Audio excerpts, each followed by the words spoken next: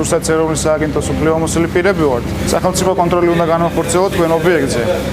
ინსპექტორებმა თევზის რეალიზაციის სტანდარტების დარღვევა ამ ობიექტზე პირველივე წუთებში აღმოაჩინეს. იქვინდებარება დასუფთავებას მაცივარი, არასათანადო პირობებში ხდება მისი შენახვა, ეს ყინულები უნდა მოხდეს ამის ჩამოდნობა, გაწმენდა მაცივრის და შემდეგ უნდა მოხდეს სურსათის განთავსება სუფთა კონტეინერში, ხო? ერთმანეთთან შეხებაში არ უნდა იყოს, უმნიშვნელოვანესი დეტალი ეს არის, აი ტემპერატურული რეჟიმებიც გაქვთ დარღვეული, და რატო გვაქვს ესეთი დაბალი ტემპერატურა? დააკვირდით -4-6. ტემპერატურული რეჟიმები სადაც არის დარღვეული, იქ საუბარი ზედმეტია სურსათის უვნებლობაზე.